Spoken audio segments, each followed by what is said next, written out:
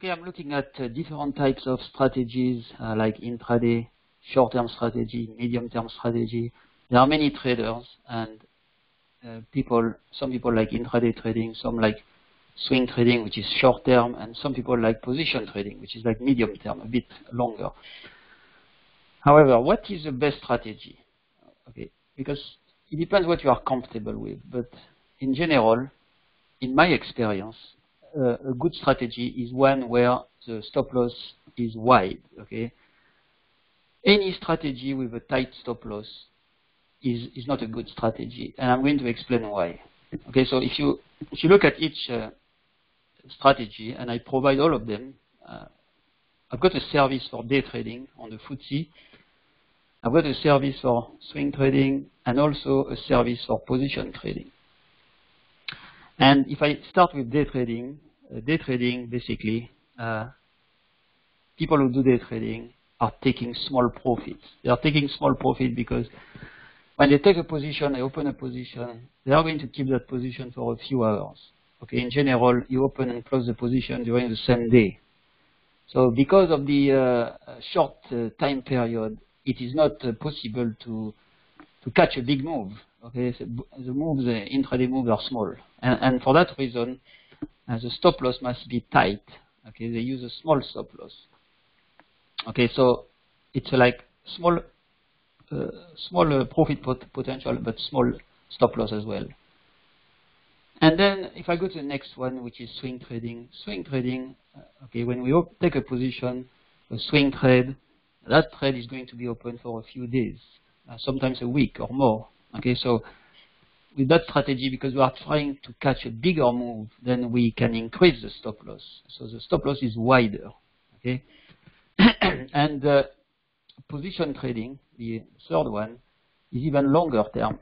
With position trading, if we take a position, a trade, we are going to keep it open for maybe weeks or months.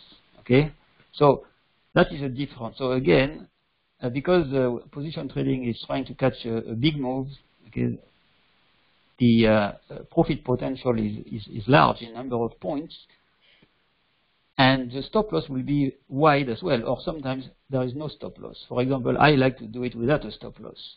Okay, so what I like doing with position trading is reducing the trade size, taking smaller size trades, but with no stop loss, because I think it works better. Because in my opinion, what the problem, why people lose money, the people lose money because of the stop loss. That is the main reason.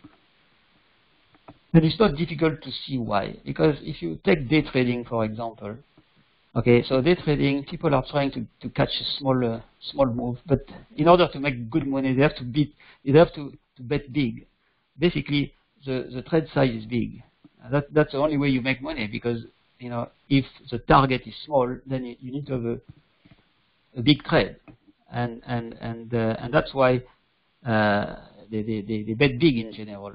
The people who do day trading, okay, but it is not a good strategy because the stop loss is tight. And the reason why is because if you have a tight stop loss, the market is more likely to go and hit the stop loss. That's normal. If you trade like any market, like say the FTSE 100, for example, and you do a day trading with 40-point stop loss or even 30-point stop loss, and you enter, even if your entry you think is a good entry level, there is a high probability that the market will go back and hit that stop loss. So that's why any strategy with a tight stop loss is not a good strategy. Now, if you go to swing trading, because the stop loss is wider, it is a better strategy.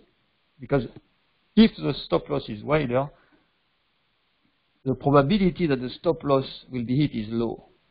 Okay, so if you do like 40 points with day trading, swing trading, maybe you do 130 point stop loss. So you can imagine that 100 to 130 point, that's what I use, okay? 130 point stop loss is wide. It means that there is a lower probability that the market will go to hit the level. So I consider swing trading as a good strategy for that reason. And when I look at position trading, with no stop loss is even better because there is no stop loss. So position trading, some people will do it with a stop loss, a very wide stop loss, but I do it without a stop loss. And the key here is to reduce the trade size because there is no stop loss. So you don't want to bet too big on a position trade. But that's okay, and I will explain why. Because I think the problem is that people focus too much on the profit potential. They don't focus on the risk. That is the problem. This is why they lose money. Because if you think in terms of day trading, okay, they focus on the profit potential, which is like a big trade size and a tight stop loss. Because their reasoning is that, okay, if I'm right, I'm going to make big money. Okay, but if I'm wrong, okay, I start again. Okay, next one. This is not the right approach. I think the right approach is more like looking at the potential loss. Even if it's a small loss, it doesn't matter. What you need to do is to minimize the number of losses. If you can do that, you will win. And that is the problem with day trading. People focus on the potential profit. They don't focus on the potential loss because the potential loss is high, as I said. The stop loss is tight, so there is a high probability it will be hit and they will lose. Now, if you go to position trading, and again, if you focus on risk, there is little risk. There is still a risk because the market will go against you. It's possible, but you are less likely to lose than day trading. Okay, because of the stop loss is either wide with a swing trade or there is no stop loss with a position trade. But of course, the position trading, the trade size is smaller. Okay, so it means that if the market goes against you, you can sit and wait, sit tight and wait until it recovers. So with position trading, the important thing is getting the trend right because, it's going to last like maybe weeks or months. So you need to have a good forecast. You need to have a good probability that the market will go in the particular direction you forecast. And again, with position trading, the potential profit is small. It is small compared to day trading because the trade size is small. So you get a big move. In terms of points, it's a big move, but in terms of the bet itself, the trade size, it is small. So in general, the profit, I would say, is probably smaller than a day trade. But that is not a problem. It is, in my view, like I said, the most important is not to lose money. And with day trading, the stop loss is in the way a lot of the time. So with position trading, also, because your profits are smaller, it's also good because it is always better to take many small profits rather than a big loss, a big profit and then a big small loss and then a big profit and then a small loss, or maybe many small losses. Okay, because the stop loss is in the way. But with position trading, this doesn't happen. So for me, it's a better strategy. And I'll show you on the chart, for example, beginning of the year. Beginning of the year, we're in January here. Okay, and I was expecting the market. This is a FTSE 100 index on the 1 hourly chart, and I was expecting the market to go down. Okay, based on my analysis at the beginning of the year, I thought that this is probably the top here. Okay, that level is, I can put the level on the chart, 66, 62, but I just wanted to show you something that. If I do like a day trade, an intraday trade, say for example I would short the market somewhere here just below, there is a high probability it would be stopped, and you can see, okay. Again, we get the breakout here. If I do an intraday trade thinking this is the top, I'm going to lose again because you can see it's moving higher and higher and higher. Okay, this is maybe not a good example. I mean, it is a good example, but the reason why it was going so fast at the beginning of the year, that was when it was around the 5th, 6th, and 7th of January, is because there was some bullish news coming from the US, and that's why the market started to go up at the beginning of the year. But then after that, it went down, you can see. So my analysis was for a top somewhere early January. it didn't come as I thought immediately, because you can see we got that bullish news from the US that pushed the market higher, but then after that it started to go down.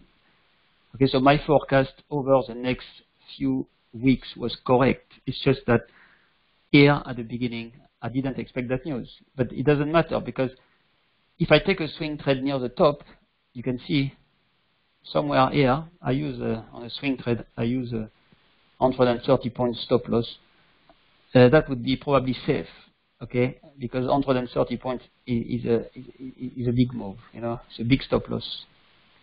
So, but as I was saying, shorting the market in early January with an intraday trade would have lost, okay, except if you go long. But of course, it's always easier to talk with insight. You know, at the time I expect a top, so I'm not going to go long. I'm trying to go short. So you can see that sometimes you get the news in the way, and if you have only like a 40 or 50 point stop loss, it's going to be hit.